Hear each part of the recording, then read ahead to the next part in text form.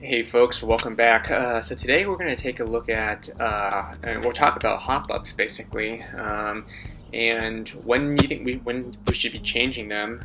How many thousands of rounds, or are there other ways? Like, can you look at the HopUp and tell if you need to change them? And we're going to go quite a little bit of details. And of course, there weren't a lot of videos. I mean, there were a couple, but I think the quality of the videos weren't too good. And so we're going to talk about how to actually change them themselves. I'm going to go through the Glock, Stark Arms Glock G19, like the one right here in this video.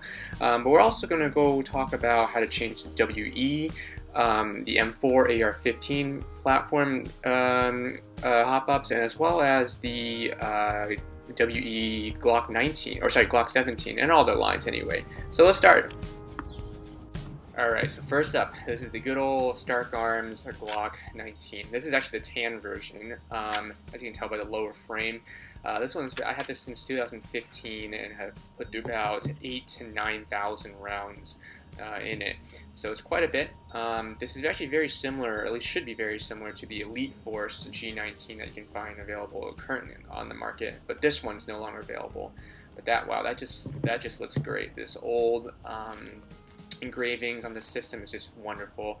I really like it. It's really held up pretty well over the years. Anyway, once we field strip it, pull out the recoil spring, pull out the barrel, and then of course now we have to separate the inner barrel from the outer barrel. And this is basically the component we'll be working with. As you can see here, the HopUp system is based on this little platform as lever at the top, that black thing I'm pointing at. Normally, if you pull on that HopUp wheel where the arrow is pointing in that direction, so pulling to the right, that's going to cause that lever flap to push down on the HopUp unit. And when that pushes down, you see that little nub at the top right there? That nub is going to cause backspin when the round passes through it when you're firing. If I were to spin it to the left and reverse it, right, it's going to cause that lever to go back up and exert less pressure. So watch, I'm pushing it back, keep pushing. Notice how that lever's going up. Now that it's sitting flushed with the chamber, right, there's no pressure putting down on the HopUp chamber or the bucking, the rubber part. So as you can tell, a lot less bump there, and basically that's no HopUp, so there's no backspin. So basically pushing it down causes the backspin, pulling it back up, no backspin. So that's kind of how it really works. And the system is kind of the same for all the Glock pistols, at least that we're going to talk about in this video. The WE AR-15 platform is going to be a little bit different, but the principles are still the same. And we'll talk about that when we get to the changing of that version of the HopUp. Anyway, so let's get ready to unscrew these two bolts, or these two screws here, and we will fast forward through this part. Now, once I pop off this lid right here, you'll see how the HopUp wheel looks like. This is under the full HopUp position, so there's a lot more tension on the rubber. But remember this position, but we don't really want this position because this is it's just a little bit harder to put it under with full pressure. So what I would do is I would just adjust it to more of like this position right here. And remember this position because this is the position where we're going to want to reassemble it. So right there. Cool, and so now we'll just remove the lever itself just by slightly pulling it out like that. A very delicate piece. And then we'll pop out the barrel, and just like so. And then remove the rubber. So now I'm going to just take out this old HopUp here. This is from, 2015. It's been a while. I've never used it. But a lot of these HopUps, they're very similar. I mean, they might have slight variations, but I think it's similar enough that you can probably use different brands in them. So this is the Stark Arms stock OEM HopUp here. Compare this to the original. Again, it's the same one, but it's just much older after the 9,000 rounds, right? So it's a lot greasier compared to the new one. So I'm going to go ahead and just try to wiggle this on out right now, and then we'll fast forward through this, and then we'll just compare what they look like side by side.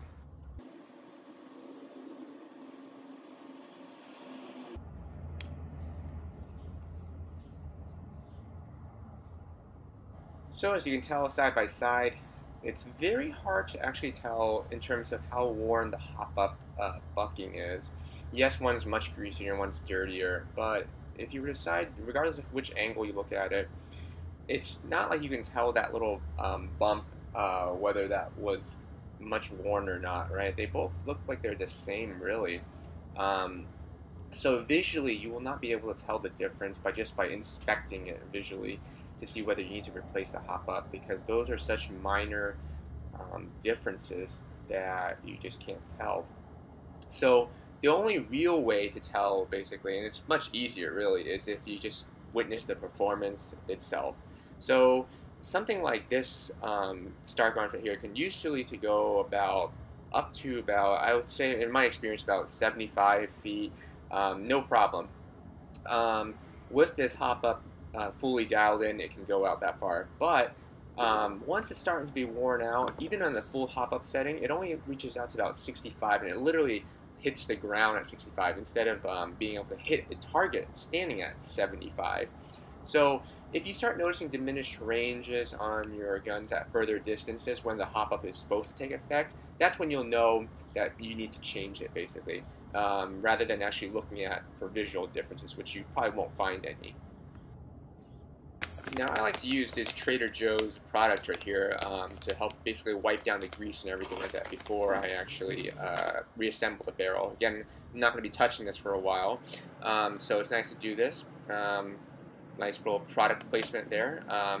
But this stuff doesn't scratch anything, and it picks up grease very well, so I highly recommend it for this purpose. Anyway, once we are completed with this and wiping everything down, get it a nice once over, we can now finally start assembling the piece again. So grab the barrel and place it into the side of it with the little edge falling into the slot right there. And then basically just reassemble the lever right there. Spin it to the correct setting like we found earlier, and that's the important setting right there, so that way you'll know how to adjust it later on, as I'm going to be putting it in right now. Usually it's nice to leave it in the relieve setting like that, and now you can just basically attach the piece together and put the screws in, and you'll notice that it should be flushed on top right there. So as you can see here, the metal piece is flush. That's how you know that's in the not least resistant form of the hop up. And then afterwards, you can always make adjustments to the hop up by manually adjusting the wheel once you reinsert it into the barrel. Now the question is, as many of y'all are probably wondering, is well, how often will, or how soon will I expect a decrease in performance and range from a hop-up being worn down and it needs to be replaced? And the short answer is, I think it's after about 5,000 or more rounds, basically, is when you're going to start considering getting a new hop-up and changing it. The reason why is I've noticed that most of the time I've never really used the hop up, to be honest with you, because I mostly fire it indoors at close ranges. And if you keep in mind that the hop up doesn't take effect, the backspin doesn't take effect until once the round starts losing steam and losing power, that's when the backspin starts taking effect and working. So you'll notice in this picture here, right, that this is a little deceptive because it's not like it leaves the barrel straight looking like that. It's where the hop up takes effect right away, whether all the way up or all the way down.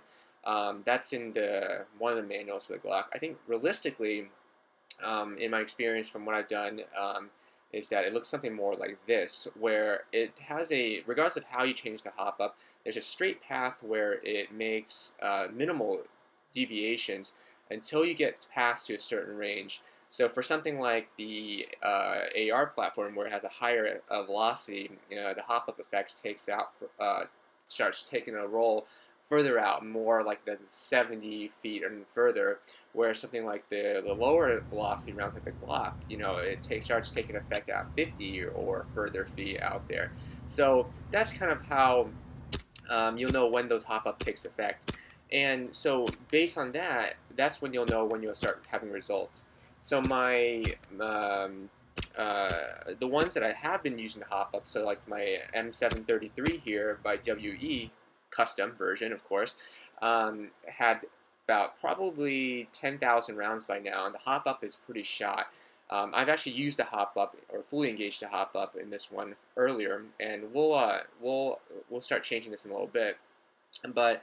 The Elite Force one the Stark Arms one I just showed you had about 8,000 or 9,000 rounds, And then we'll talk about the WE Glock 19, or sorry, Glock 17, which I've had 20,000 rounds through.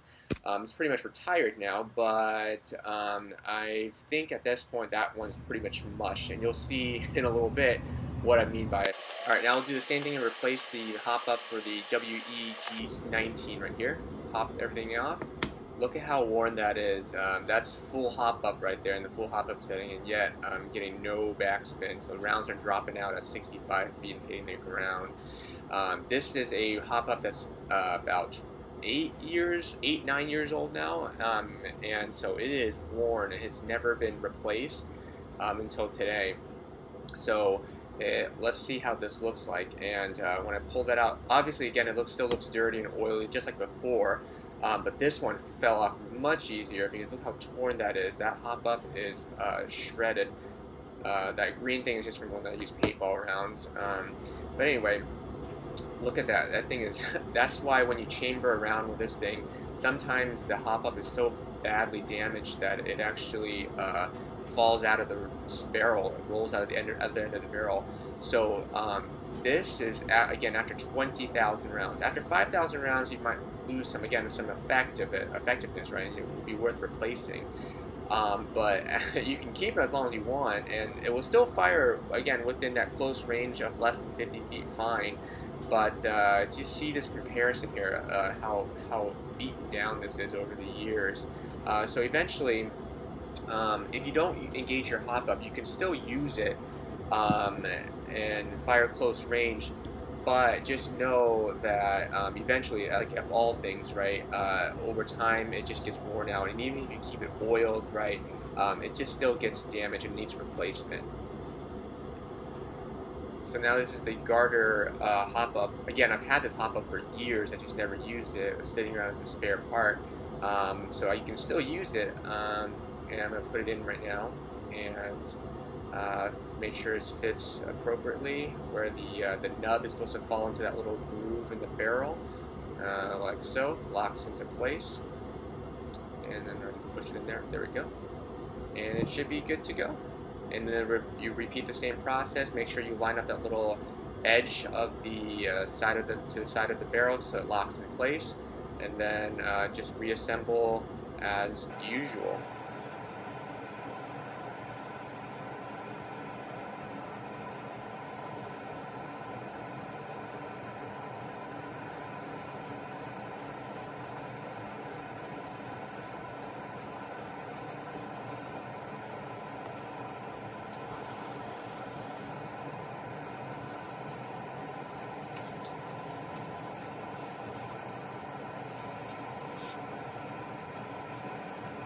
So now we're going to move on to the rifle, the XM177. Again, this was originally an XM177, but it's been converted into more of my taste of the Model 733 by Colt. So we're going to take this apart and change out the HopUp. Again, this has seen, at this point, over 10,000 rounds. I just did a review earlier on after 10,000 rounds. But this thing needs the upgrade. Keep in mind, though, this thing will travel a little bit further than the 65 feet because it has a stronger velocity, obviously, and longer barrel. But it still can get better HopUp ranges out of this. And again, this also suffers from occasionally having, when you chamber around, it actually falls out of the front of the barrel because the HopUp is so damaged now. It's kind of closer to that WE issue where it was torn up. So let's open it up and take a look at how we switch this up. Now, so we're going to pull out the front of the barrel right here. There's a more extensive review I've done on how to do this. This is just more about changing out the HopUp. But basically, now that the upper portion is removed, you can now remove the inner barrel. And the barrel looks kind of like this. This is how it looks like after about several years. Again, never opening it up is an original image. Again, dirty as always. A lot of dirt, grime, and pieces of metal actually broke off in there. And this is the configuration it's been in for the longest time. So after you remove it, it would look like this. If I pop the barrel out, just FYI, notice that little latch on top right there? That's where the HopUp pushes down, right? So I'm going to remove this barrel and the hop-up bucking right here, but watch me pull it out. What happens, just FYI, is kind of interesting because I've never actually opened it myself until now. But when you adjust it, is just the end of the barrel, or the part of the end of the barrel when you look into the receiver. But as you adjust it, just for the record, you turn that screw. When that screw turns in, so basically you turn right or clockwise, the screw will push in, and as it pushes in, it will start pushing this part down. All right, and as it pushes down, that pushes on the hop-up unit right there. If you want less, the hop-up will go back up, but then you basically unscrew it. So I'll show you an example here. Is if the hop-up bucking was still in there and you turn it, I'm turning it right now, or clockwise. Notice what happens. Yeah, I should have either do it this way. Oops.